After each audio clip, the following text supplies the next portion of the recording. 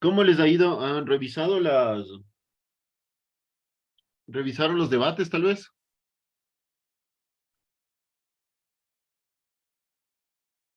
Chicos,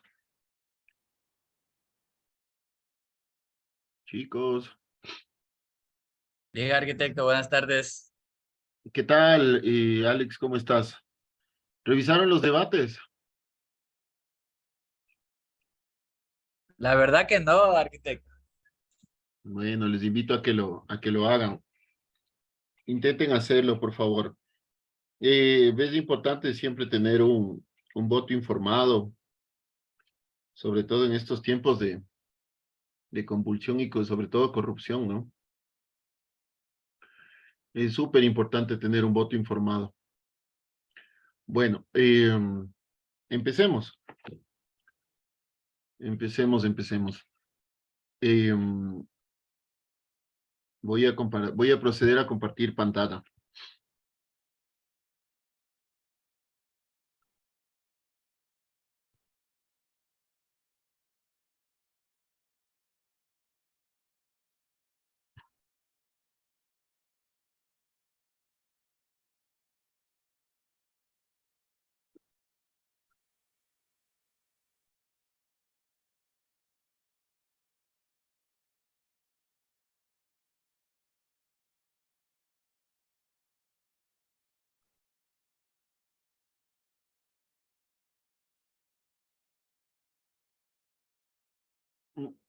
Uy, disculpen,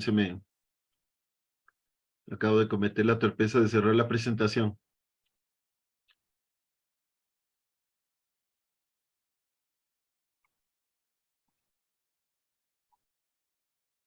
Bueno, empecemos. El día, en todo este transcurso de este tiempo, en el transcurso de este tiempo, ya hemos revisado todo lo que se refiere a arquitectura barroca. Nos dimos una vuelta por Europa, viendo las distintas obras, distintos proyectos, distintos autores. Y luego llegamos al barroco español. En el barroco español saltamos al barroco latinoamericano, primero viendo sobre el barroco en la Nueva España. Posteriormente vimos el barroco en el virreinato de Perú. eh, y sobre todo lo que nos interesaba, la arquitectura colonial en Quito. ¿Sí? Entonces, para esta ocasión, aduciendo que ya hemos cerrado todo lo que es la arquitectura colonial, vamos a empezar a revisar lo que viene después de la arquitectura colonial. Lo lindo de la historia es que todo se genera en cronología. Eso se llama la historiografía. ¿Sí? Se genera en cronología.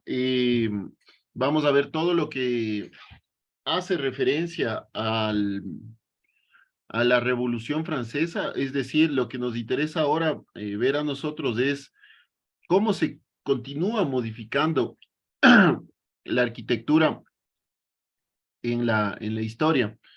Y uno de los eventos más importantes, no solo para la arquitectura, sino para las ciencias, es el periodo llamado Ilustración. Posterior a la Ilustración, o gracias a las ideas de la Ilustración, viene la Revolución Francesa, y con la Revolución Francesa viene la Revolución Industrial, donde se cambia completamente el panorama del mundo.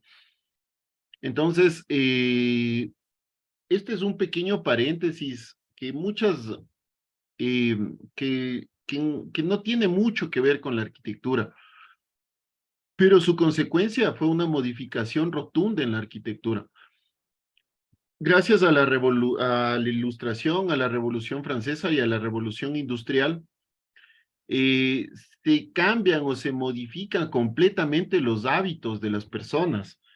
Posiblemente en la anterior a la Ilustración, donde no había un sistema de salubridad, donde no se conocía a ciencia cierta cómo se contagiaban las personas, cómo se transmitían las enfermedades. Anterior a la Ilustración, por ejemplo, teníamos los baños aislados o las cocinas aisladas. Posterior a esto, se modifica completamente la arquitectura, ¿sí? Ya que se empiezan a incorporar nuevos elementos dentro de la ciencia. Entonces, vamos a ver. Bueno, esta clase la he denominado la Revolución Industrial inglesa porque empezó en Inglaterra, pero después modificó completamente Europa y el mundo anglosajón, es decir, o América anglosajona, es decir, Estados Unidos, Canadá y un poco del norte de México, ¿no? Eh, y la Revolución Francesa, el nacimiento del capitalismo. O sea, la unión de estos dos elementos, la Revolución Francesa y la Revolución Industrial, con todo esto, nace el capitalismo como ahora lo conocemos, el capitalismo duro, el capitalismo fuerte. Antes de la Revolución Francesa, nosotros vivimos un periodo de feudalismo, donde, donde había el intercambio o permuta de productos, o sea, sí existía un capitalismo, existía ya una moneda circulante. Bueno, la moneda empieza a circular o circula desde la Roma antigua, ¿no? Con las monedas de oro.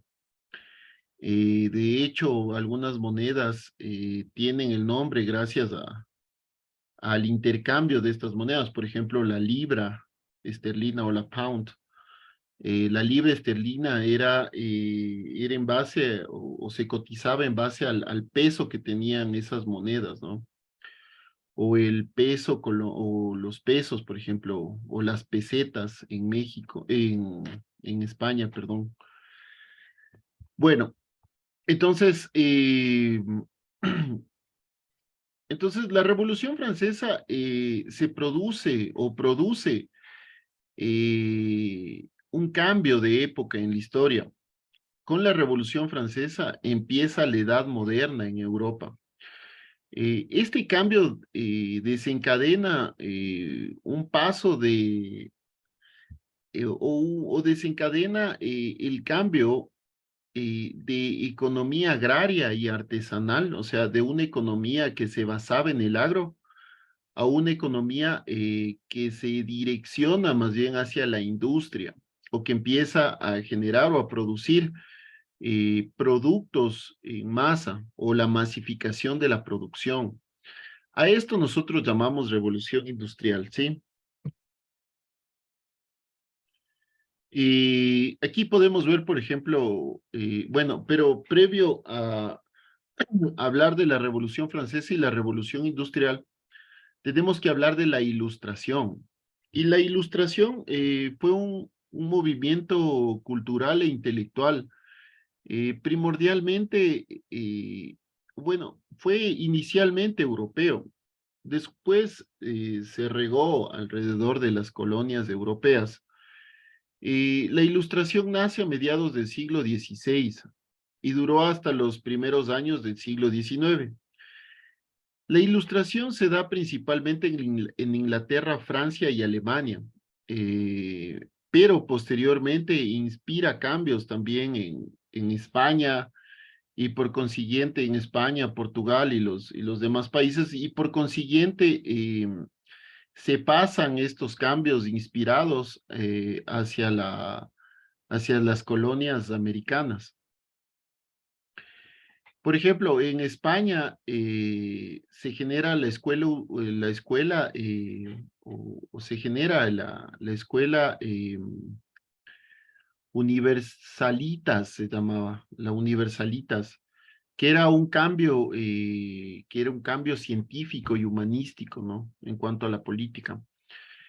En España, por ejemplo, se da el siglo de las luces, que empieza o que nace como también mucho de la literatura. Empieza a generar ideas como la felicidad o el análisis en cuanto a ciencia, ¿no? En cuanto a avances científicos. En la Ilustración se empiezan a trazar los ideales de la libertad, la igualdad y la tolerancia, que fueron la guerra de batalla, digamos, o, la, o la frase de batalla en la Revolución Francesa, ¿no? Libertad, igualdad y progreso, perdón. Libertad, igualdad y progreso. Sí.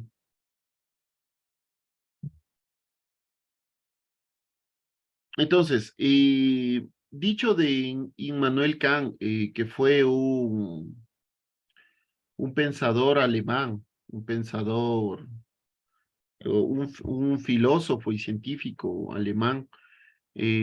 Bueno, Immanuel Kant fue el primero y más importante representante y precursor del idealismo y por ende de la ilustración. Del idealismo es cómo debería ser o el ideal de la vida y por lo tanto de la ilustración. Y termina siendo o termina o finaliza siendo uno de los más influyentes pensadores y filósofos de la Europa moderna, ¿no? Sobre todo de filosofía universal. Entonces, Immanuel Kant indica o define a la ilustración como la ilustración significa el abandono del hombre de una infancia mental de la que él mismo es culpable. Infancia es incapacidad de usar la propia razón sin la guía de otra persona. Esta puericia es culpable cuando su causa no es la falta de inteligencia, sino la falta de decisión o de valor para pensar sin ayuda ajena. Tal cual como lo dice Immanuel Kant, antes de la ilustración, habían algunos pensadores, pero la ciencia no era una generalidad. Y tal como lo dice también Immanuel Kant, la inmadurez mental o la inmadurez del hombre se define también como la incapacidad de usar la razón sin la guía de otra persona, ¿no? Eh, es decir, cuando nosotros empezamos a poder utilizar la razón sin la guía de otra persona, podemos decir que mentalmente somos maduros. Antes de eso, no. Entonces, igual, y hay mucha ciencia marcada sobre esto, ¿no? Sobre, por ejemplo, la inteligencia emocional, sí, la inteligencia emocional de Daniel Goleman, eh, que él habla sobre esto, ¿no?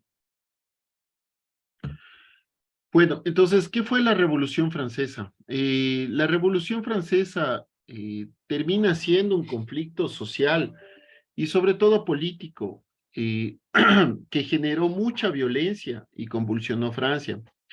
Y por extensión, también tuvo varias implicaciones en toda Europa, sobre todo cuando se empiezan a profesar los ideales de la Revolución Francesa. La Revolución Francesa termina con algo que no estaba ya bien visto, que no se sentía bien en la sociedad, que era la monarquía, ¿sí? Y esto, como consecuencia de esto, se empiezan a terminar con todas las monarquías a nivel de Europa. Eh, en otras naciones se demoró un poco más, pero terminan quitándose ese yugo monarca, ese yugo de la aristocracia. En América Latina o en América Hispánica en ese tiempo, también generó la Revolución Francesa, también generó una revolución de pensamiento y y las colonias españolas terminan quitándose ese yugo, ¿no? O las colonias en América terminan quitándose ese yugo español. Aquí se inicia la autoproclamación del tercer estado, que ya vamos a tocar más adelante lo que significa, pero les adelanto, ¿no? El primer estado, hijo de pato, perdón, el primer estado,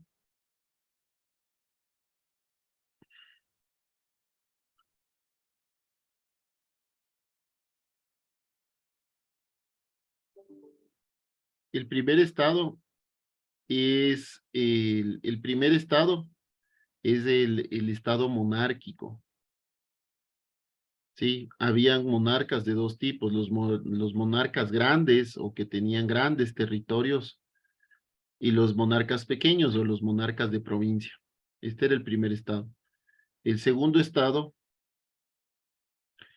es el clero, igual, habían cleros que tenían bastante poder y los cleros más bien que estaban ligados mucho a la sociedad civil o el pueblo llano, que generalmente estaban también en provincia. Y el tercer estado, que era la sociedad civil, pueblo llano, personas, como quieran llamarlo. Igual, había la burguesía y el proletariado, ¿sí? Entonces, termina siendo la Revolución Francesa, termina siendo la autoproclamación de este tercer estado. Y finaliza con este primer estado, que era la monarquía. Y este estado de facto también, ¿no? Que termina, que es el clero. La Revolución Francesa también termina con el golpe de estado de Napoleón Bonaparte, ¿no? Cuando él se autoproclama emperador, como lo vimos cuando vimos Versalles. Bueno, entonces, el organizador avanzado, ¿qué es la revolución y cuál es la importancia de la Revolución Francesa? Una revolución es un concepto profundo, una revolución es un cambio profundo, violento, de estructuras sociales, económicas y políticas. Recordemos esto, estructuras sociales, económicas y políticas de una sociedad. La época contemporánea está marcada por dos grandes revoluciones, una económica, que es la revolución industrial, cambia los modos de producción, la revolución industrial, y la segunda es política, que es la revolución francesa, ¿sí?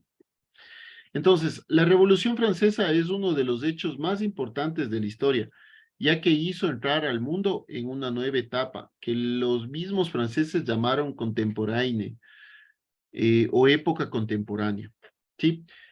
Si bien después de la Revolución Francesa que generó inicialmente una república, o sea, se quitó de encima la monarquía que existía. Esta revolución terminó o, o eliminó o cambió el sistema económico en ese tiempo, que era el feudalismo, ¿no? Y sobre todo el sistema político, que era el absolutismo o las monarquías y dio luz a una nueva, a un nuevo régimen, eh, que es las burguesías.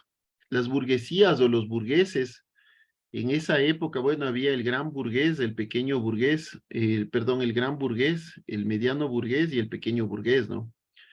Entonces, estas burguesías o estas grandes burguesías, es decir, estas grandes familias que tenían mucho dinero, terminan siendo los nuevos, no emperadores, sino los nuevos dirigentes de la Francia, ¿no? Bueno, entonces, ¿qué es la Revolución Francesa? Es un conflicto social y político con diversos periodos de violencia que convulsionó Francia. Se inició con la autoproclamación del tercer estado, de lo que les comentaba, como Asamblea Nacional en 1789 y finaliza con el golpe de estado de Napoleón Bonaparte en 1799. Y según la historiografía clásica, o sea, por eso les digo que es muy linda la historia, porque sigue una secuencia lógica, una cronología, y ese análisis se llama historiografía. Pero según esta historiografía clásica, la Revolución Francesa marca el inicio de la edad contemporánea y sienta las bases de esta nueva democracia. Es decir, la democracia ya nació en Grecia. La democracia viene de hecho, viene de dos vocablos griegos, que es demos, que es personas o pueblo, y cracia, que es fuerza, ¿no? Entonces, nace con la Revolución Francesa, no nace, pero empieza a sentar las bases de esta nueva democracia o esta democracia moderna o contemporánea. Eh, y abre nuevos horizontes políticos basados en los principios de soberanía popular, ¿no? Entendamos también que la nueva democracia generaba el poder del pueblo o el poder de la sociedad civil o el poder de los ciudadanos. Pero ¿quién era ciudadano en ese momento? Cumplía, me parece, con 3 o 4 requisitos principales. Primero, ser blanco. Segundo, ser hombre. Tercero, tener recursos o tener dinero. Y cuarto, no tener enfermedades, ¿no? O sea, si cumplíamos con todo esto, éramos ciudadanos. Sí. Eh, pero bueno, sin embargo, termina esto, ya es más bien una definición de ciudadanía, pero termina basando las nuevas teorías de democracia o democracia contemporánea, ¿no? Cabe indicar que también la Revolución Francesa abre nuevos horizontes políticos hacia las clases populares. Bueno, entonces, ¿qué tenemos como antecedente de la Revolución Francesa? Tenemos, por ejemplo, que en Francia en ese momento, Luis XIV, me parece que es, Luis XIV o Carlos XIV, me parece que es, no recuerdo muy bien. Sí, perdón, es Luis XVI, que en ese momento Luis XVI era el rey y existía una monarquía absolutista, es decir, Luis XVI me parece que es el que decía yo soy el Estado o yo soy la ley. Es decir, lo que él decía se hacía, ¿sí? Existía una monarquía absolutista, que después trataron de hacer una monarquía constitucional, como lo tiene, por ejemplo, ahora me parece que Inglaterra. Es decir, existe una democracia, pero también un monarca. Entonces, existía una monarquía absolutista. Había una sociedad estamental, lo que les decía, el primer estado que era la nobleza, el segundo estado que era el clero, y el tercer estado que eran la burguesía, el artesano y el campesino, ¿no? Es decir, el pueblo llano, le llamaban, lo que ahora nosotros les llamamos la sociedad civil, el segundo era el clero, y el tercero era el estado nobleza o la monarquía. ¿Por qué se le llama como estado noblez? Porque no solo era el rey, también eran los primos, los hermanos, los tíos, los sobrinos, quienes gobernaban pequeños territorios, ¿no? Y como último elemento tenemos que existía una economía de subsistencia en ese momento, es decir, una agricultura de autoconsumo. Entonces, con esto, los historiadores generalmente ven como las principales causas eh,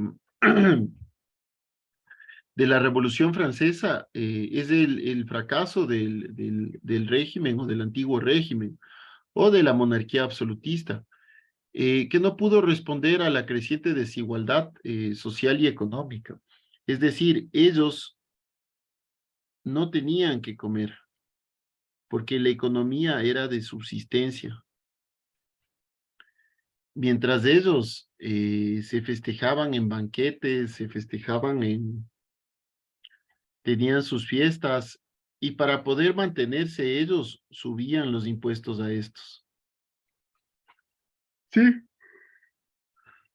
Otro de los elementos fue el rápido crecimiento de la población, sobre todo porque en la ilustración se empieza a mejorar las capacidades o mejorar los indicadores de mortalidad, es decir, ya no hay tantos muertos como antes, porque hasta cierto punto empieza a existir una relativa paz, ya no hay epidemias, entonces se empieza a vacunar a las personas en la ilustración se empiezan a educar, ya existe una suerte de educación, de acceso a la educación,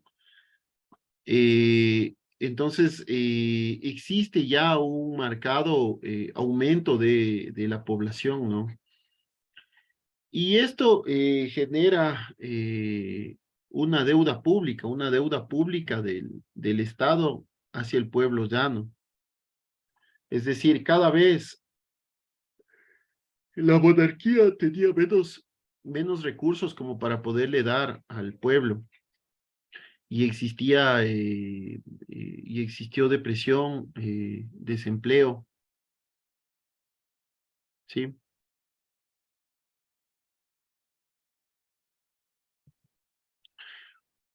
Bueno, entonces vamos a ver cuáles son las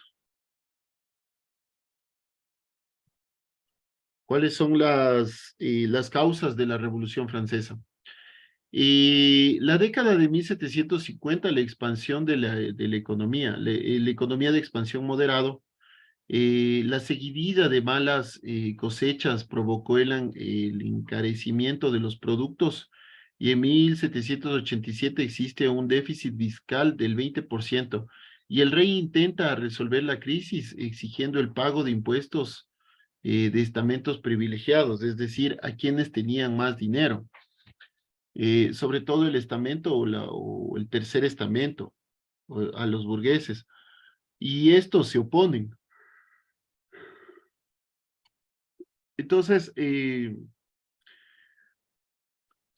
bajo el mando de Luis XVI, la corte de Versalles se convirtió en el centro de la cultura, de la moda, del poder político. No sé si recuerdan lo que conversábamos cuando vimos Versalles. Con Luis XVI, toda la corte se pasa a vivir bajo un mismo techo que era en Versalles. Y entonces Versalles empieza a quedarse como el centro de todo este poder cultural, político, económico. Y más sin embargo, con las mejoras de educación, la alfabetización que se dio a lo largo de toda la Ilustración, se empiezan a generar, se empiezan a crear periódicos, revistas, y las logias masónicas, por ejemplo, nacen en esta época. Empieza a haber cafeterías, clubes de lectura, los cuales empiezan a proporcionar información a la gente, se empieza a discutir las ideas.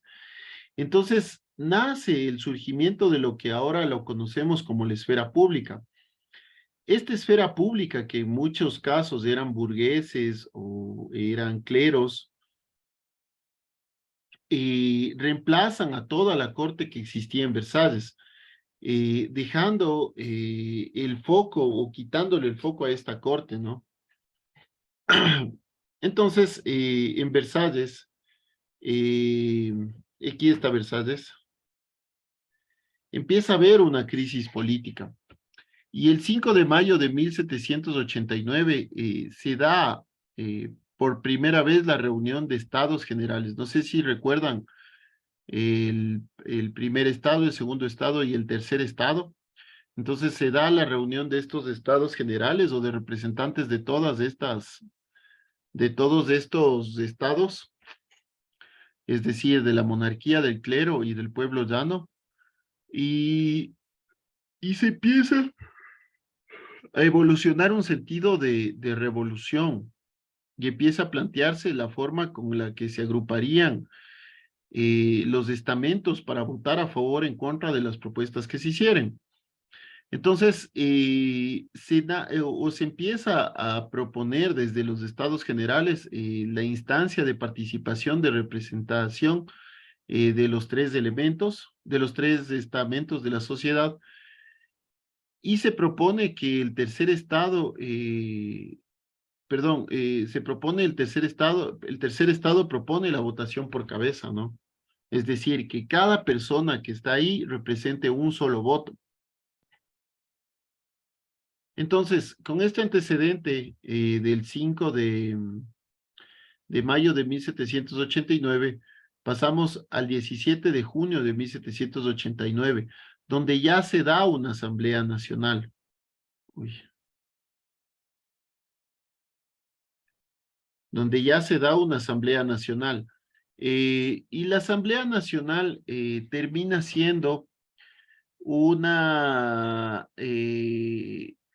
una representación de los tres estamentos de la sociedad, del clero o primer estado, perdón, del clero o segundo estado, de la nobleza o primer estado, y del pueblo llano o tercer estado. La independencia que muestran los diputados del pueblo llano eh, es, es, es, está en contraposición que en cambio la dependencia que muestran los diputados del primero y segundo estado, que era el clero y el clero y la monarquía, ¿no? O la nobleza. Entonces, con esto, el 20 de junio se toma el juramento del juego de la pelota. ¿Por qué se lo llama así? Porque se hace en un lugar, le cierran a Versalles, ya no les permiten seguir sesionando ahí y las personas se buscan un lugar como para poder sesionar y era una cancha de juego de pelota, ¿no? Y entonces se llama así el juramento del juego de la pelota y fue el compromiso de unión presentada entre todos los diputados del tercer estado, sobre todo para no separarse hasta dotar a Francia de una nueva constitución.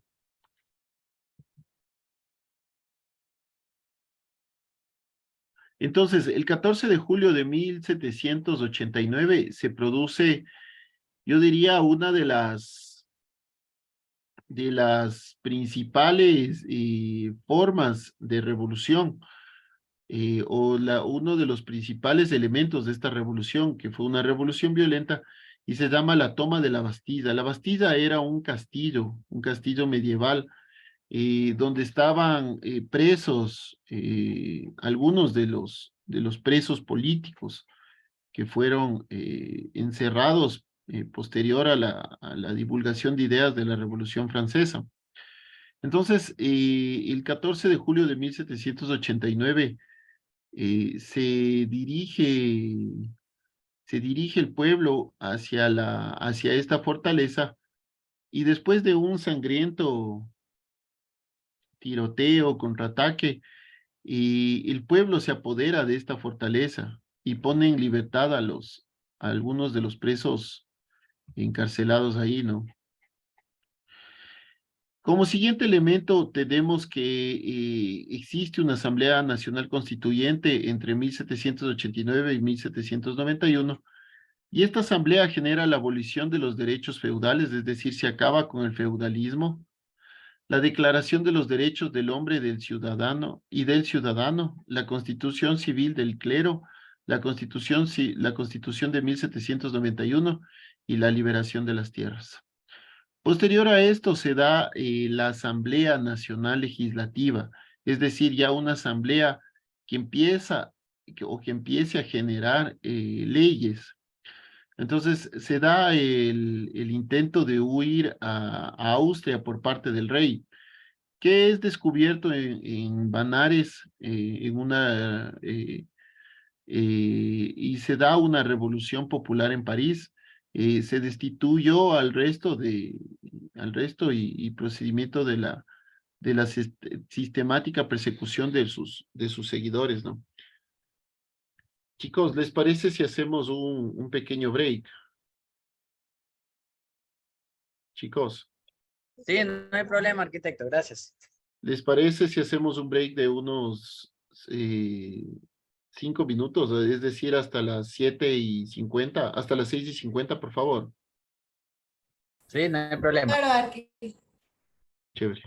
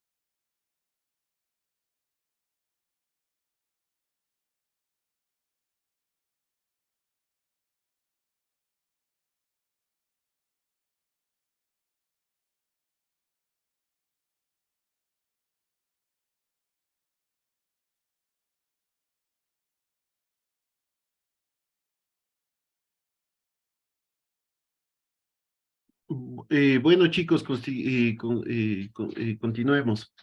Entonces, se produce no sé si me confirman si ya están ahí. Sí, Arqui. Muchas gracias, Yamilet. Bueno, entonces se conforma la Asamblea Legislativa que dura de 1791 hasta 1792.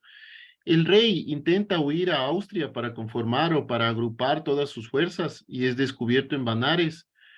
Se genera una revolución popular en París y destituyen y arrestan al rey. Posteriormente se procede con la sistemática persecución a sus seguidores y esto terminan matando al rey, ¿no? ¿Y a qué se refiere esto de la Asamblea Legislativa? La Asamblea Legislativa fue creada para crear todas las leyes posteriores a la Asamblea Nacional, ¿sí? Después de esto se dio una convención nacional, un directorio y algunas otras cosas más, pero la Asamblea Legislativa tenía que hacer estas leyes de convivencia. Más o menos lo que nosotros ahora tenemos con nuestros queridos asambleístas o diputados era más o menos esto, ¿no? Bueno, posterior a esto se da la Convención Nacional. Y la Convención Nacional era una segunda cámara, digamos, una segunda cámara de legisladores. Habían tres grupos, los, girondino, se me fueron los otros dos, los jacobinos y el último se me fue. Los jacobinos eran los más radicales, ¿no? Ellos querían una completo eliminación de la monarquía. Los girondinos eran más bien, estaban detrás de un estado o de una monarquía constituyente. Y los otros, los tercer grupo, que no recuerdo cómo se llama, más bien estaban a favor de que se continúe como antes ya se estaba, ¿no? Entonces, con el predominio girondino, la Francia se declara como una república, antes era una monarquía. Se ejecutó al rey Luis XVI, que es capturado, se le ejecuta. Los jacobinos, que eran los más extremistas, realizan un golpe de Estado, empieza a regir el terror con su máximo representante, que era Robespierre. Robespierre es un pensador, es un filósofo, eh, y en 1700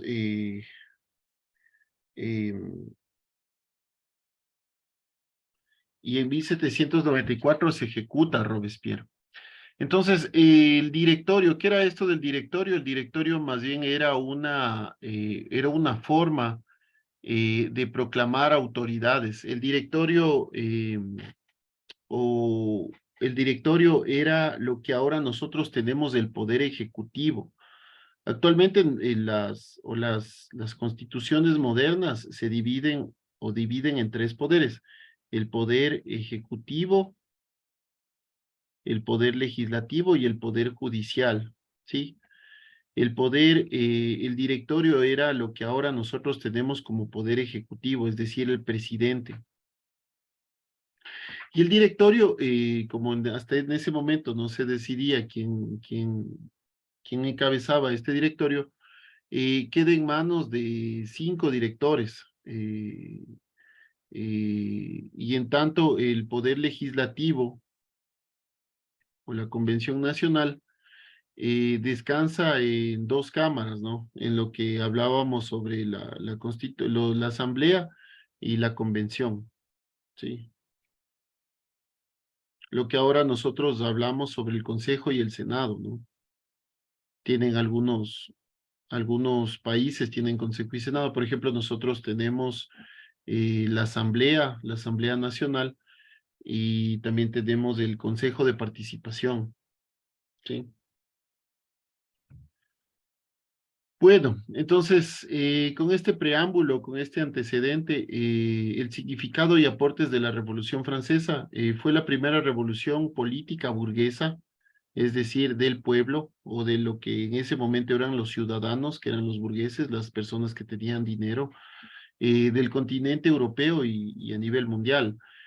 Produjo reformas sociales y económicas, la abolición del feudalismo y la garantía de la propiedad privada.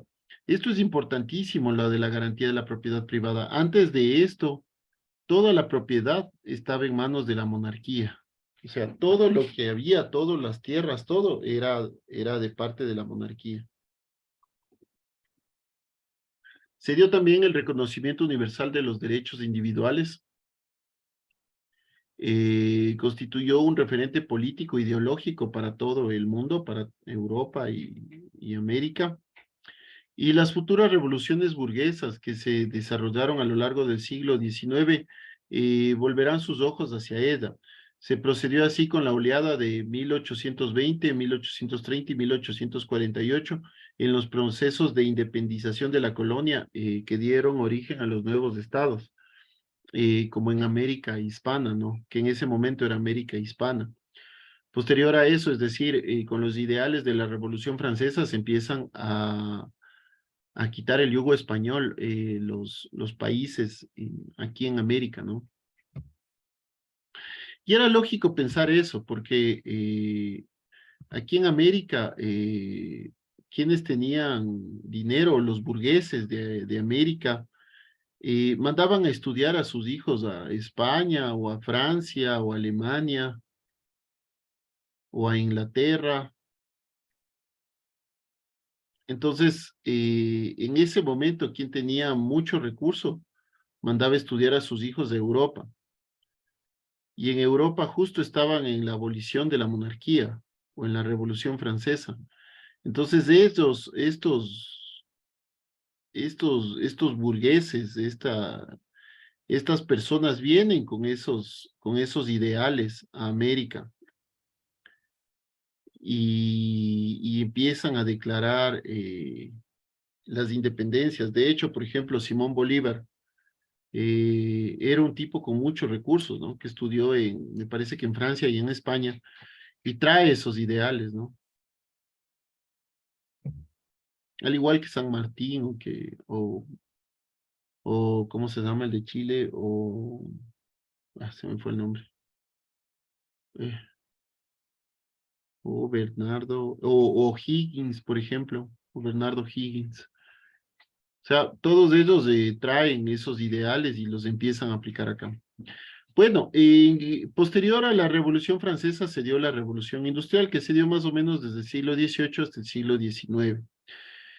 La Revolución Industrial se da en tres etapas. La primera fue el proceso más bien de una transformación económica, social y tecnológica en Londres, sobre todo, ¿no? En Gran Bretaña. Y esta concluye en 1840 más o menos.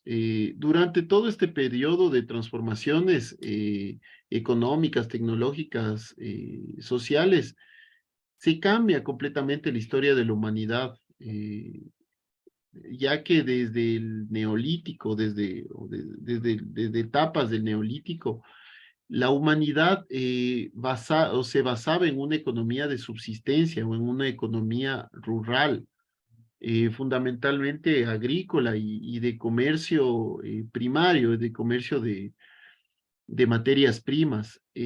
Con la revolución industrial se empieza a modificar esta economía y empieza a haber una economía más bien basada en la industrialización, una economía basada en la ciudad.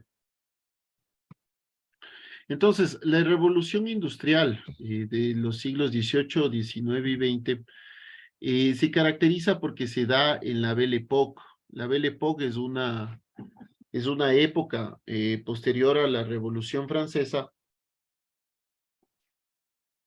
que se da en París, en Francia. Y sobre todo la Belle Époque hace referencia a un periodo de la historia en Europa, donde existe cierta paz, cierta calma, existe también abundancia de recursos, empiezan a decaer las muertes, ya no hay tantas muertes por enfermedades, es decir, el mundo occidental empieza a tranquilizarse, por así decirlo. Es decir, ya no habían tantas guerras, claro, o sea, la Belle Époque empieza con la última guerra prusiana y termina con la Primera Guerra Mundial, ¿no? Entonces, la Revolución Francesa se da en esta época, más o menos. Entonces, ¿qué nos trae la revolución, perdón, la revolución industrial? ¿Qué nos trae la revolución industrial? Es primero las nuevas formas de producción. Las máquinas reemplazaron a las antiguas herramientas y el trabajo en las fábricas sustituyó al realizado en el hogar y en el taller. Hubo un incremento de la producción y la aparición de nuevos grupos sociales. Como segundo punto tenemos el surgimiento del trabajo asalariado, es decir, pese a que su trabajo era pagado salario, los trabajadores industriales soportaban extensas jornadas de trabajo, bajos salarios y la ausencia de una legislación laboral, que posteriormente esto ya se modifica, ¿no? Con las luchas sociales que se dan posterior a la revolución industrial. Bueno, de hecho, aquí, por ejemplo, hay un libro que se llama Las cruces sobre el agua, de Joaquín Gallegos Lara, ¿no? Que hace referencia a esto. Otra de las características importantes fue la transformación del espacio, la multiplicación de las industrias, nuevos núcleos urbanos, el desarrollo de los medios de transporte, transformaron la vida cotidiana de las personas. La expansión de la vida urbana fue una de las características fundamentales de las sociedades industriales. Hay que tomar en cuenta que antes de la revolución industrial, la vida era más era rural, más era agraria. Entonces, posterior a la revolución industrial se empiezan a sentar varias fábricas, empieza a cambiar completamente el espacio, ¿no? El espacio urbano. La economía se empieza a desarrollar principalmente en las ciudades.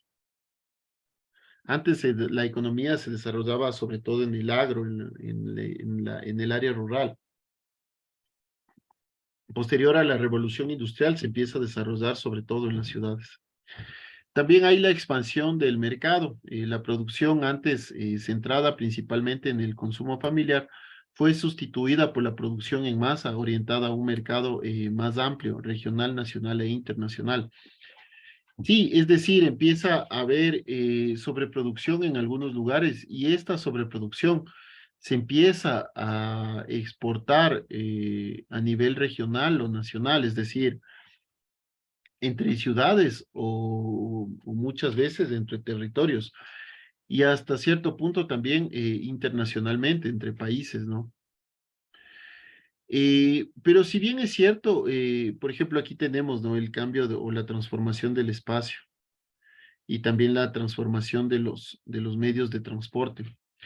Pero si bien es cierto, la revolución industrial marca un punto de inflexión o marca una inflexión en la historia humana, también la revolución industrial cambia o modifica, o sea, genera un punto de inflexión en la historia porque empieza a modificar eh, el espacio físico, las ciudades, todo, pero también cambia o modifica la vida cotidiana de las personas. Antes de la revolución industrial, la producción agrícola eh, se tenía su parcela, su chacra, su extensión de tierra, las viviendas eran aisladas unas de otras. Entonces, cuando empieza a nacer la revolución industrial, se necesita lugares para poder dar habitación, para poder generar lugares donde las personas puedan dormir y vayan a trabajar, ¿no? Entonces empieza a modificar, empieza a transformar completamente el entorno urbano. También genera una clase emergente, una clase o una nueva clase que se llama el proletariado, ¿no? Y empiezan a ser también la burguesía o la gran burguesía, la mediana burguesía y la pequeña burguesía. O sea, el gran burgués era aquel que era dueño de varias empresas, de varios comercios. El mediano burgués era el que tenía tal vez unas cuantas empresas y el pequeño burgués era el que tenía una empresa o una tienda o un comercio, ¿no? Entonces, como antecedentes a esta revolución industrial, tenemos primero la expansión agrícola. Mejoran las técnicas agrícolas, se sustituye el barbecho por la rotación continua de cultivos. eh, eh, Además, en 1750 se cambió el arado de madera por el de hierro, y ya vamos a ver una aradora de hierro, y se perfeccionan los sistemas de riego. La tierra se convierte en una propiedad privada. Con estos cambios, es decir, con la rotación la sustitución del barbecho por rotación continua, es decir, antes, por ejemplo, si un terreno nacía cultivando maíz, moría cultivando maíz. Entonces se empieza a hacer la rotación continua, se empieza a cultivar maíz, después se cosecha, después se cultiva habas, no sé, después chochos, después otras cosas, ¿no? Esa es la rotación continua. Y el arado de madera, por ejemplo, el arado de madera antes eran los bueyes y una aradora de madera, un estilo de pala de madera, perdón, de pala de madera. Y esto se cambia por uno de hierro, que era mucho más eficaz, que entraba a la tierra eh, con mayor, con mayor profundidad.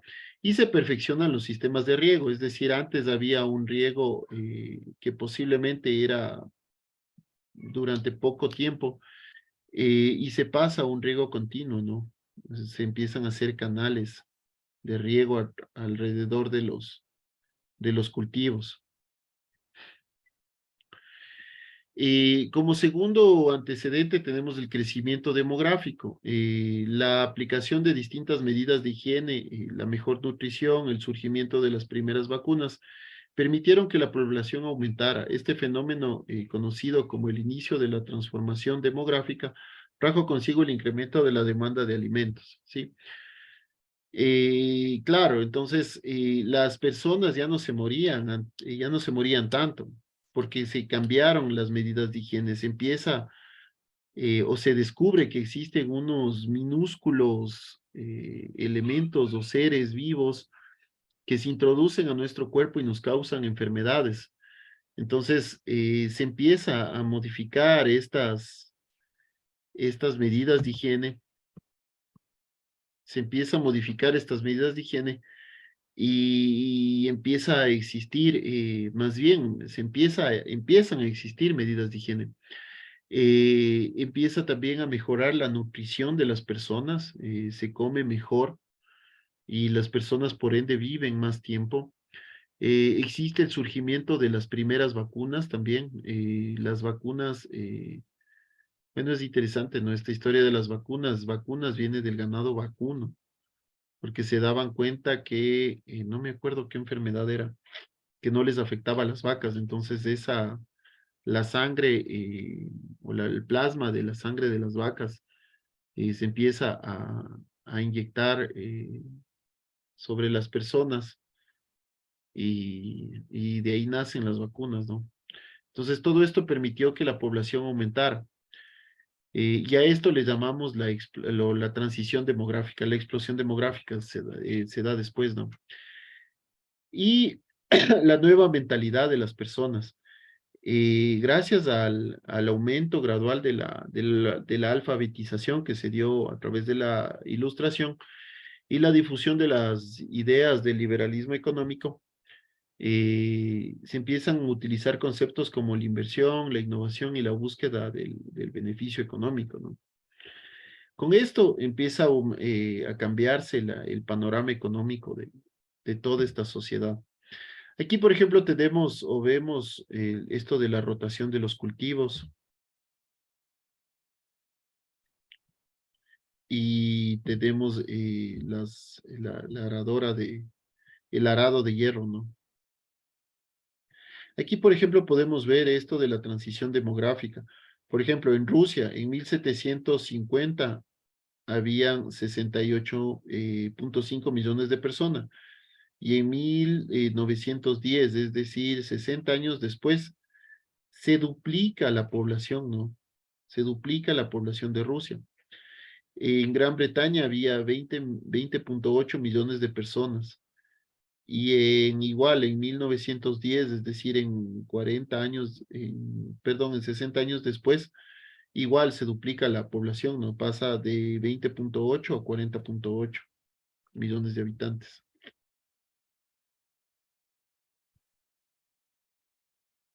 Bueno, entonces, las etapas de expansión. Como les decía, hay tres revoluciones industriales o tres etapas de la revolución industrial. La primera revolución industrial se dio y lo que hizo es, o se usó la máquina a vapor, cuya principal fuente de energía fue el carbón. La industria algodonera empiezan a explotarse textiles británicos baratos y de buena calidad e inundaron los mercados mundiales. Empieza también la industrialización o se industrializa el hierro, alcanza un gran desarrollo gracias a la introducción de la fundición que utiliza el carbono mineral y permitió importantes ahorros energéticos. Y también existe el desarrollo del barco a vapor y del ferrocarril, y esto permitió el aumento de la capacidad y velocidad de transporte de productos y personas. La segunda revolución industrial empieza o se da, sus principales fuentes de energía fueron la electricidad y el petróleo, y se destacó el desarrollo del acero y de la industria química, ¿no? Sobre todo para el uso de agricultura, industria y armamentista. Se da aquí el uso de la electricidad y el petróleo permitió el desarrollo de elementos como la luz artificial y el teléfono y el automóvil, ¿no? Bueno, aquí tenemos, por ejemplo, una industria algodonera, o el ejemplo de una industria algodonera. Aquí tenemos una industria del hierro. Tenemos los barcos a vapor. Y esto es interesantísimo, esta es la guerra de las corrientes. Hay hasta un documental de esto de Thomas Alva Edison versus Nikola Tesla. Ambos eran genios para sus épocas. Tesla propone la corriente alterna y Thomas Alva Edison propone la corriente alterna y Nikola Tesla propone la corriente o el motor de corriente continua, ¿no? Entonces es interesantísimo esto. Bueno, ¿cuáles fueron las consecuencias económicas de la industrialización? Primero, hubo un liberalismo económico, el desarrollo del sistema fabril, es decir, la fábrica concentró todos los medios de producción en un mismo lugar. En ella, los trabajadores operaban máquinas y eran parte de una cadena de producción en serie. La segunda fue la acumulación de la reinversión y del capital, es decir, la riqueza obtenida permitió a los dueños de las fábricas acumular capitales excedentes y reinvertirlo con el fin de ganar más dinero, ¿no? Aquí hay los grandes burgueses, estos eran los grandes burgueses. El surgimiento de las entidades financieras, el aumento de la actividad industrial dependía del dinero o capital que invertían la burguesía y los bancos privados. Aparecieron las bolsas de comercio, los bancos modernos que posibilitaban el ahorro y el préstamo con interés. Si bien es cierto, ya existían los bancos en la época renacentista, barroca, pero aquí nace el banco como lo conocemos hoy, ¿no? O el banco moderno. Antes los bancos eran aquellos que guardaban dinero eh, y prestaban a altos intereses, pero aquí empieza a haber la colocación de dineros dentro de los bancos y se empieza a masificar esto, ¿no? Antes los bancos, por ejemplo, los estados tenían, dentro de estos bancos tenían sus recursos, pero en cambio en la revolución industrial se empieza a masificar, es decir, cualquier persona podía tener dinero en su banco, ¿no? Igual se empieza a regular los intereses. Bueno, y el auge de la iniciativa privada, la riqueza que generó la industria llegó a plantear que la base del enriquecimiento de los estados era el libre emprendimiento individual. Esto es liberalismo económico, o sea, es una etapa liberal, de libre economía, ¿no? De los estados era el libre emprendimiento individual, idea base del capitalismo, ¿no? O sea, este es el capitalismo duro y fuerte. Esta ideología económica también indica que había que disminuir la inversión del Estado en materia económica, es decir, menos dinero para los que tenían menos, ¿no? Entonces, por ejemplo, esta es la bolsa de comercio, la bolsa de valores. Aquí se tasaban las empresas. Y esta es la típica del capitalismo, ¿no? Como si vemos la polución, el típico gordo de frac, con sombrero inglés, que empieza a abrazar al proletario en su industria. Bueno, y las consecuencias en la sociedad industrial y los nuevos grupos sociales, la consolidación de la gran burguesía conformada por los dueños de las industrias, empresarios, comerciantes, banqueros y altos funcionarios. Esta clase se fue funcionando con la aristocracia tradicional. Sí, porque esta burguesía necesitaba reconocimiento, necesitaba ser reconocida. ¿Y quién era reconocida en ese momento? Era la aristocracia que quedó o la nobleza que existía en ese tiempo, ¿no? Entonces esta burguesía se empezó a fusionar con esta aristocracia. El desarrollo de la mediana y pequeña burguesía integrada por pequeños comerciantes, medianos industriales, funcionarios públicos, docentes, profesionales, universitarios, etcétera, quienes pasaron a conformar la clase media, y el surgimiento del proletariado urbano o del pobre urbano. La mayoría de la población que vivía en las ciudades pertenecía a este grupo y correspondía principalmente a los obreros y sus familias. Su nivel de vida era muy precario por las malas condiciones de trabajo y los bajos salarios. A mediados de siglo, esta situación dio lugar a la denominada cuestión social, la famosa cuestión social. En esta época se empieza a integrar a niños, por ejemplo, en la economía. Algo tan cruel, ¿no? Empieza a nacer la explotación infantil o la explotación laboral infantil.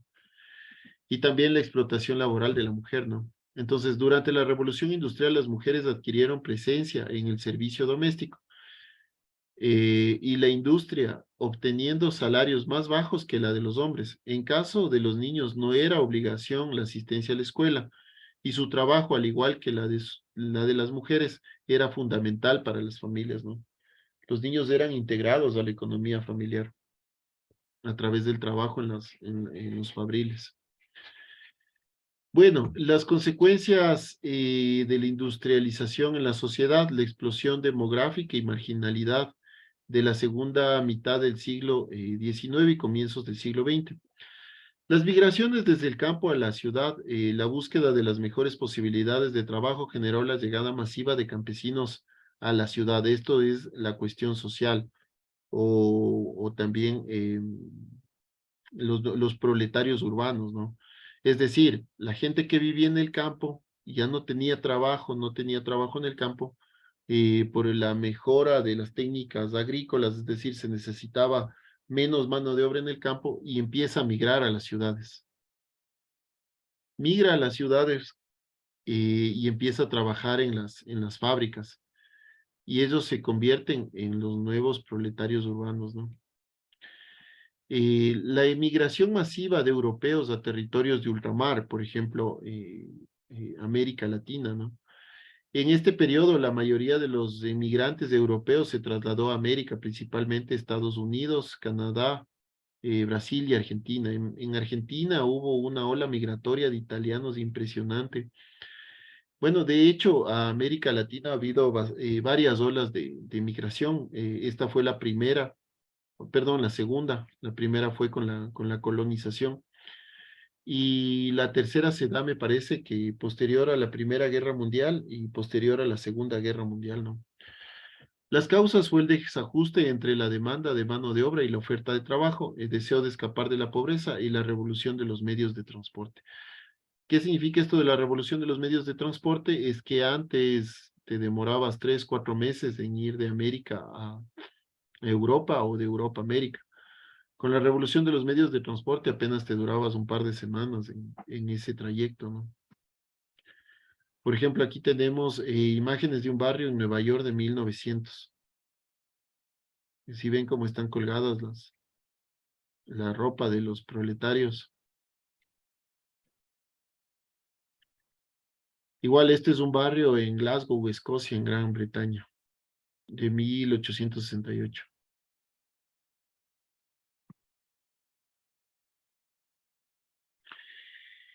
Y como consecuencia de la industrialización del espacio, tenemos también las transformaciones en el territorio. ¿Qué significa esto de las transformaciones en el territorio? Se da, por ejemplo, la segregación espacial. La segregación espacial es el surgimiento de una nueva sociedad de clases. Se vio reflejada en la distribución espacial de la población en las ciudades, pobres con pobres, ricos con ricos, tal como sucede ahora, ¿no? Tenemos, por ejemplo, barrios de pobres, barrios de ricos. Aquí en Quito tenemos varios ejemplos, en Santo Domingo tenemos igual varios ejemplos. Esto es la segregación espacial. El empezar a heterogenizar el espacio, es decir, tenemos, perdón, a homogenizar el espacio, es decir, tenemos pobres hacinados en un mismo lugar, posiblemente en espacios reducidos, sin espacio público, sin acceso a servicios, y tenemos ricos en espacios grandes, con todos los recursos, con todos los servicios. Entonces, desde esa época se empieza a dar esta segregación espacial, ¿no? La ciudad como centro de la nueva sociedad. Y la ciudad termina siendo el mejor producto o el mayor producto del capitalismo. Entonces, la ciudad, producto de la industrialización, las ciudades crecieron en número y tamaño. El capitalismo no podría existir si es que no existiera este producto llamado ciudad. Las ciudades donde se empiezan a intercambiar, donde se empiezan a generar estas dinámicas económicas, ¿no? Como tercer punto tenemos la disminución del suelo agrícola. Con la proliferación de núcleos industriales. Es decir, antes los suelos agrícolas estaban cercanos al, estaban cercanos a las ciudades. Entonces, las ciudades, al empezar a intensificar la producción de fábricas, se empiezan a olvidar de la necesidad del suelo agrícola. Entonces, cada vez el suelo agrícola se va yendo más lejos y más lejos y más lejos. Sí, entonces la periferia urbana ya no era ubicado, o en la periferia urbana ya no eran ubicados los suelos agrícolas, sino más bien ya eran netamente en áreas rurales, ¿no? Y bueno, y el aumento de la contaminación. El uso de fuentes de energía como el carbón, el petróleo y la electricidad generó un aumento de la contaminación que ha perdurado hasta la actualidad. Sí, y eso es lo más triste o la mayor o la más fuerte consecuencia de la industrialización. El aumento de la contaminación actualmente ya a niveles estratosféricos y sostenibles, ya el mundo ya no da más. Entonces, este aumento de la contaminación que se empieza a dar en la revolución industrial ha durado hasta ahora y ahora lo llamamos como cambio climático, ¿no? Además de toda esta innovación en la maquinaria, las cadenas de montaje, la contribución al desarrollo social de las fábricas, ¿no? Se empiezan a generar gracias a estas revoluciones industriales que se dan en todo el mundo. También se genera una revolución agrícola y que fue el aumento progresivo de la producción gracias a la inversión de los propietarios en nuevas técnicas o sistemas de cultivos o usos de fertilizantes, etcétera. Entonces, con esta revolución agrícola se empieza también a necesitar menos mano de obra. Esta mano de obra se empieza a trasladar a las ciudades, a ser el nuevo o la nueva cuestión social, ¿no? O el nuevo proletario urbano. Bueno, aquí tenemos, por ejemplo, ya, aquí, por ejemplo. Esta representa el cambio de la vista de Kersal Moor en Manchester, Inglaterra, ¿no? Esto es una vista del paisaje antes de la Revolución Industrial y esto es posterior a la Revolución Industrial. Ya vemos un paisaje devastado, vemos aquí al fondo las fábricas, el cielo ya completamente distinto al natural, ¿no? Y bueno, también esta tabla muestra el crecimiento de algunas o de las principales ciudades europeas. Por ejemplo, en 1750 en Madrid había 109.000 habitantes. En 250 años, esto se quintuplica, ¿no? O sea, se multiplica por 5, aumenta 5 veces en 250 años. Y así, por ejemplo, en Francia, en París, se cuatriplica o quintuplica también, posiblemente. Y el más, el más exagerado es en Londres. Se hace 10 veces o se aumenta en 10 veces la población, ¿no? Pasando de 675.000 a 6.586.000 habitantes. En Berlín, tal vez en unas 7 u 8 veces se aumenta la población. En Ámsterdam, tal vez en el doble, ¿no? El doble o tal vez un poco menos del triple.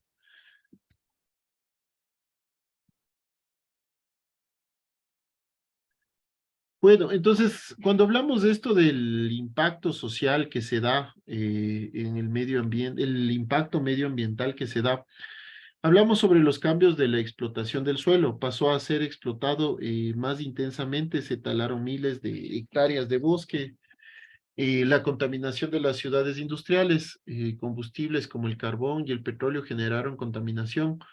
Aparece el smog, antes no era conocido, o el CO2, el cual provoca problemas en la salud de la población. También se genera la contaminación de los recursos naturales.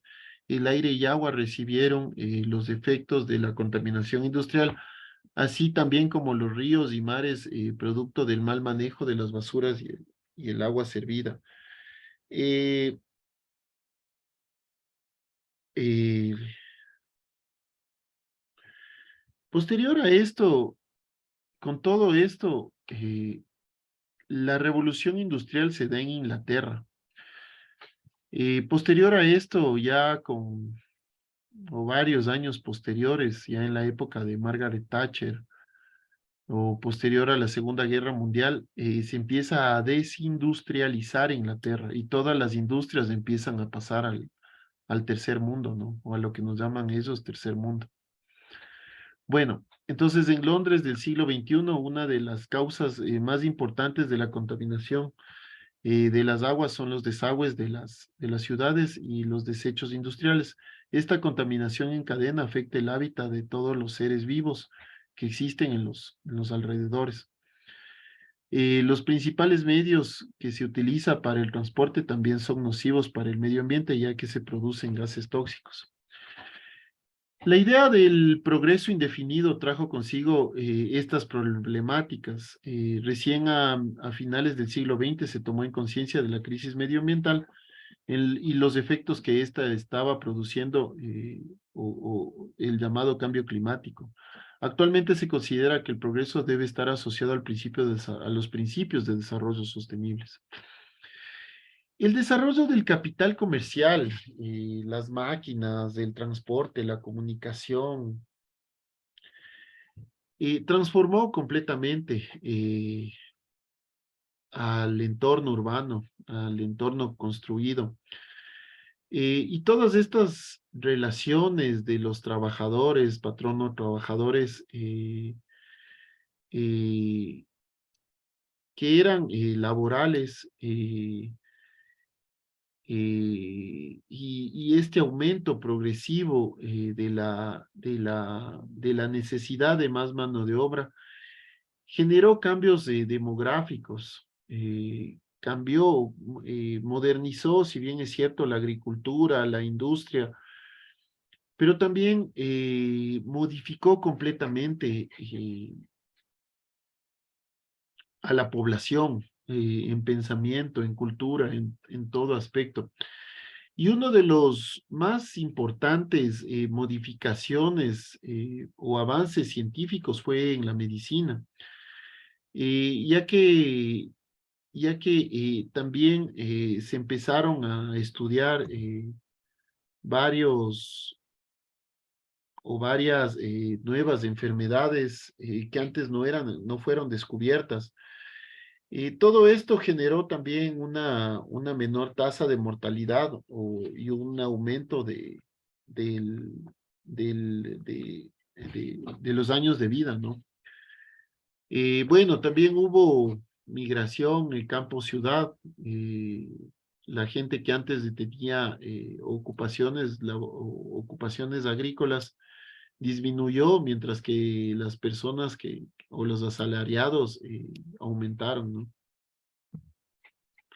Bueno, entonces la Revolución Industrial y Revolución Francesa, que le llamamos al nacimiento del capitalismo. Y bueno, posterior a la Revolución Francesa, o tras la caída del régimen napoleónico y la restauración de la monarquía en Francia a través del Congreso de Viena, eh, bueno, el Congreso de Viena de 1814 a 1815 fue un encuentro internacional celebrado en la capital austriaca, convocado con el objetivo de restablecer las fronteras de Europa tras la derrota de Napoleón Bonaparte y reorganizar las ideologías políticas del antiguo régimen. Napoleón empieza a tener expansión en Europa, ¿no? Empieza a extenderse en Europa. Entonces, con el Congreso de Viena se empiezan a restablecer todas las fronteras. Y empiezan a ver a los aliados, empiezan a ver los que empiezan a pescar a río revuelto. Entonces, uno de los aliados fue la casa Borbón o los Borbón, que fueron hasta papas, ¿no? Y ellos son restaurados en el trono francés. Pero este periodo se le llamó la Restauración y fue caracterizada por una aguda reacción conservadora y el restablecimiento de la Iglesia Católica como poder político en Francia. Posterior a esto se da la crisis política en 1830. La Carta de 1814 del Congreso de Viena convertía a Francia en una monarquía constitucional, mientras el rey retenía un amplio poder sobre el poder legislativo. Solo confiaba en el Parlamento para aceptar y se diera curso a sus decretos.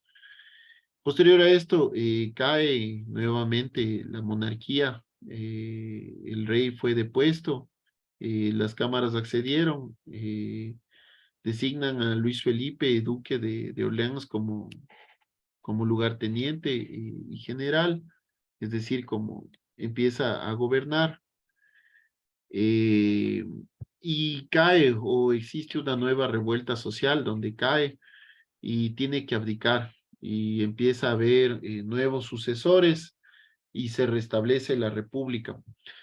Se genera una carta constitucional, se declaró vacante el trono y se proclaman nuevos gobernadores.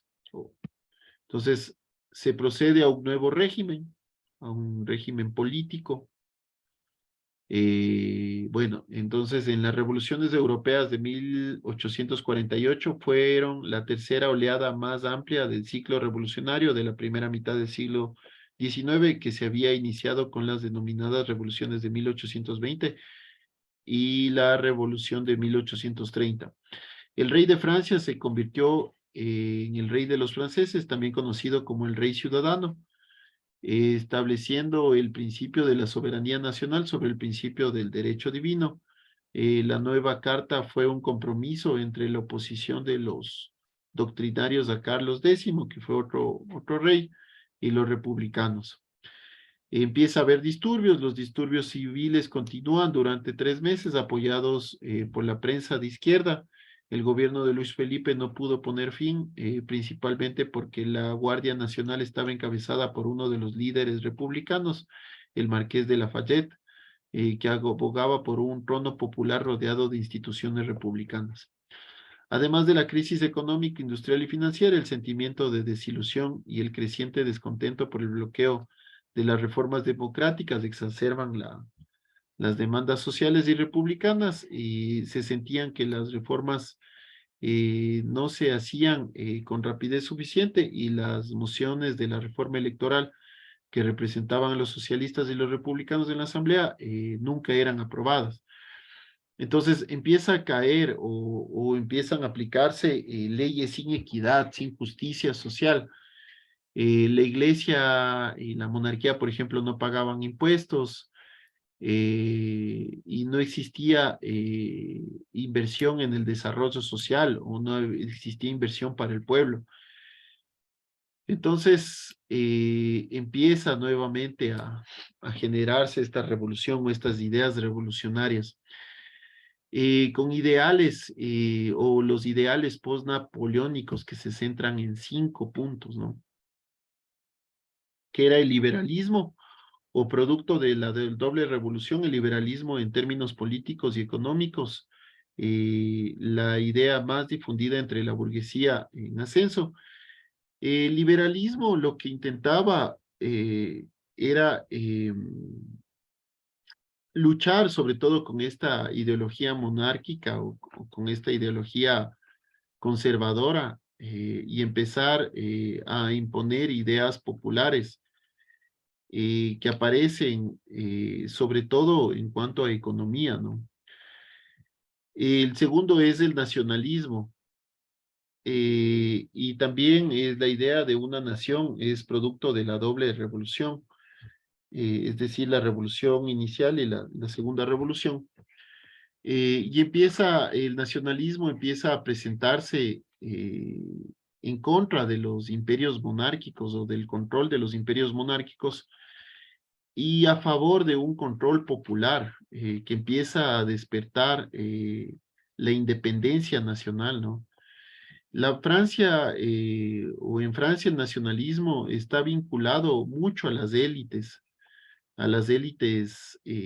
burgueses y también a las élites que dejó Bonaparte cuando, cuando se expandió en su expansión hacia Europa. Y el nacionalismo también empieza a fortalecer a un conjunto de ciudadanos para convertirse en los nuevos mandantes. Otro de los ideales fue el romanticismo, siendo en otros países un movimiento que reacciona contra el liberalismo de las ideas de la Revolución Francesa, como en la de Inglaterra y Alemania, ha adoptado posiciones conservadoras. Más bien el romanticismo francés principalmente es un movimiento estético, un movimiento literario, pero se empieza a vincular con las masas que empiezan a pensar en una república democrática, Y este idealismo está muy vinculado a la revolución o a la primera revolución francesa. Trajo con ello algunos trabajos literarios y de artistas del romanticismo francés que empiezan a transmitir los males de la sociedad francesa, de la sociedad industrial, y empieza a generar una fuerza del pueblo que actúa en contra de las injusticias y que se transforma aceleradamente, ¿no? Con esto lleva a un socialismo. Las ideas sociales evolucionan también desde la Revolución Francesa, pero marcha su referencia en el régimen republicano del periodo jacobino. Acuérdense de estos extremistas, de los jacobinos que no querían nada con el rey. Y empieza a marcar su referencia en el régimen republicano del periodo jacobino y en las ideas radicales de la ilustración, ¿no? Entonces, el socialismo acá se figura o se empieza a figurar en ideas muy utópicas de intelectuales como, como como Buonarroti o como Fourier, y empiezan a protagonizar estas ideas de una nueva sociedad, de una sociedad apalancada en la burguesía, ¿no? Eh, pero también se empieza a idear eh, en contra también al mismo tiempo de esta burguesía que explotaba o que se basaba en la explotación del trabajo ajeno, ¿no? Y como último tenemos el catolicismo ultra montano y monárquicos legitimistas.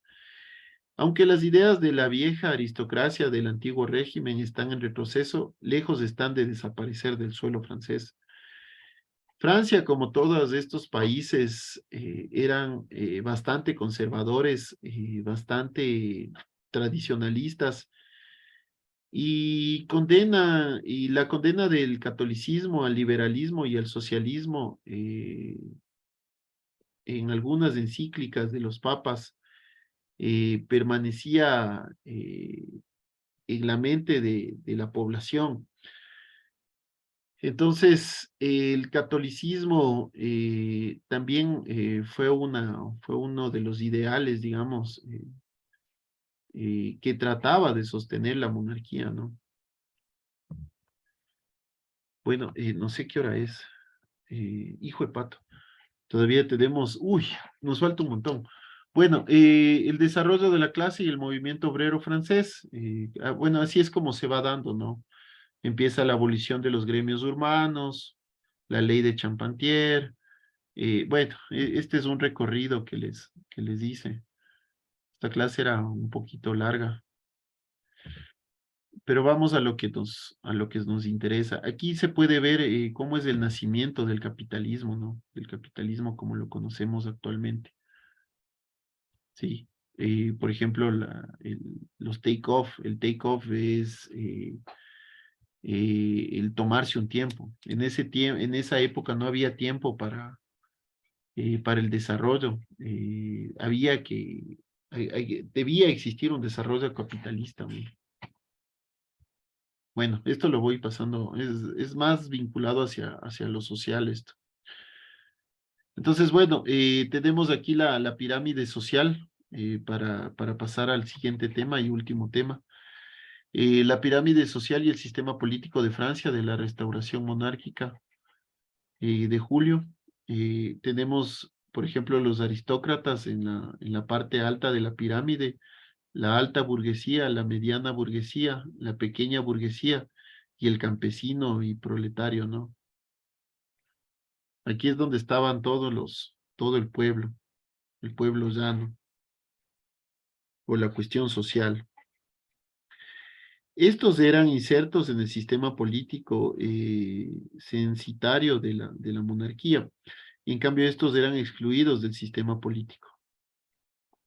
y eran muy propensos a generar alianzas políticas por fuera del sistema y lo que trataban era de apalancar, ¿no? A una nueva revolución. Bueno, los efectos de la industrialización en la población y las ciudades. Los efectos de la industrialización en la población y las ciudades, tenemos como el principal efecto el crecimiento demográfico del siglo XIX, es acelerado, más de 400 millones de habitantes en 1900. Sí. Las causas fue el descenso brusco de la mortalidad por la higiene y la alimentación, así como la mejora de los avances médicos. Y la segunda causa es el incremento de la fecundidad, nacidos vivos en relación con el número de mujeres en edad fértil comprendida entre 15 y 49 años. Las parejas se casan más jóvenes, con menos de 25 años, no existían métodos de control de natalidad, métodos de control de fecundidad. eh, entonces, tenían una buena cantidad de hijos, ¿no? Las parejas. Las migraciones interiores e intercontinentales, con la revolución industrial se concretó la producción en las ciudades, se produce un intenso proceso de urbanización a finales del siglo XIX. El 40% vivían en ciudades y muchas de esas ciudades prosperan en torno a las fábricas como en Manchester y Liverpool o el comercio como en Marsella, en Francia. La migración de las ciudades fue masiva y desordenada con hacinamiento de los pobres y la falta de servicios. Les cuento algo, en la actualidad, en el siglo XIX, el 40% de la población vivía en ciudades. Actualmente me parece que va sobre el 80% de la población que vive en ciudades. Es decir, 8 de cada 10 personas viven en ciudades. Bueno, en la segunda mitad del siglo XIX se crean los ensanches donde vivirá la burguesía y las clases medias. Además del éxodo campesino, tiene lugar las migraciones transoceánicas. Emigran hasta 1870 británicos y escandinavos. Generalmente los británicos y los escandinavos fueron a lo que ahora es Estados Unidos, ¿no? La sociedad de clases, las clases altas, la sociedad industrial se dividía en clases altas, en clases que se distinguen por su posición económica. La nueva sociedad se caracteriza por la igualdad jurídica y la meritocracia, pero la desigualdad subsistía. Las mujeres siguieron subordinadas a los varones. Las clases se diferencian por su riqueza. Las clases, podemos distinguir entre la clase alta, clase media y clase baja. La aristocracia perdió su predominancia, perdió los derechos feudales y pagaban impuestos. Tuvo que vencer sus tierras para mantener su ritmo de vida. Tuvieron que vender sus tierras para mantener su ritmo de vida, pero hasta bien entrado el siglo XIX siguieron ocupando los puestos más prestigiosos en la política, justicia, el ejército y la diplomacia. La burguesía se convierte aquí en una nueva clase poseedora de la sociedad industrial. Se componía también de empresarios, de altos funcionarios, de militares, de profesionales liberales. La burguesía generalmente vivía en los centros de la ciudad. Gracias a esto se hicieron, por ejemplo, en Barcelona, el ensanche en Barcelona, o en París también, lo que generó un ahorro, ¿no? Un ahorro en cuanto a tiempos de traslado. También en esta época nace la fiebre del saber, o se empieza la, la, la, so- la burguesía o la clase alta empieza a conocer más, a tener un mejor entendimiento sobre las cosas. Bueno, las clases medias y bajas, la clase media o pequeña burguesía, su posición económica y nivel educativo eran superiores a los de las clases bajas, pero inferiores a los de la alta burguesía y la aristocracia. Era un grupo compuesto por artesanos, pequeños comerciantes, puestos intermedios de la administración y el ejército, proletarios rurales y profesionales. Ahorraban e invertían en la educación de sus hijos para facilitarles el ascenso social. La clase obrera trabajaba en fábricas y los marxistas los definen como el proletariado, lo que les decía, el proletariado. Su trabajo era poco cualificado, escasos salarios en largas jornadas de 12 horas, en ambientes insalubres, sin seguridad social, paro o jubilación. Sus hijos apenas recibían instrucción, pues empezaban desde niños a trabajar. Ello limitaba las posibilidades de ascenso social, ¿no?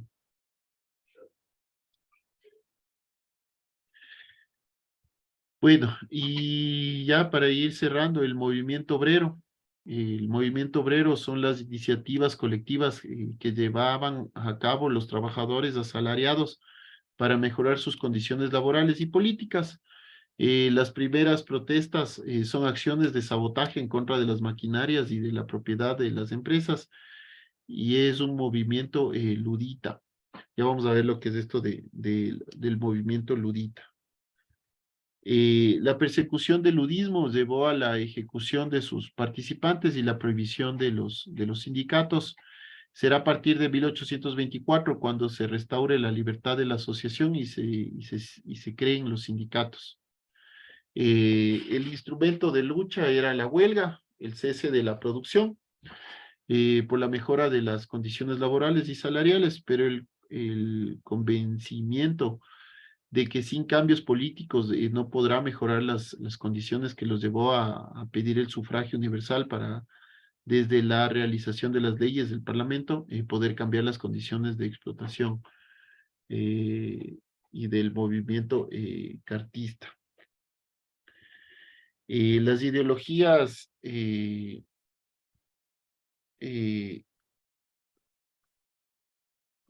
eh, las ideologías del movimiento obrero, marxismo y anarquismo surgen antes de las revoluciones de 1848. Bueno, eh, entonces el movimiento obrero, como podemos ver, son niños, ¿no? Los niños trabajaban generalmente en las fábricas de carbón. El movimiento obrero y las internacionales obreras son organizaciones obreras del mundo que intentan unir las fuerzas mediante el internacionalismo del proletariado, la unión de todos los obreros, ¿no?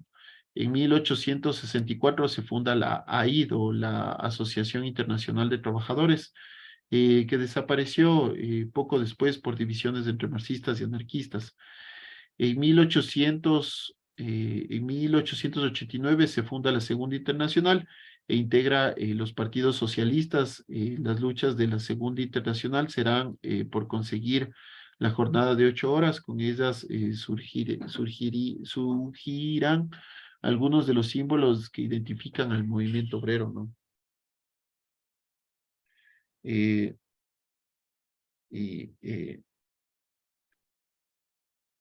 Bueno, entonces ya, con esto terminaríamos. No sé si es que todavía están ahí.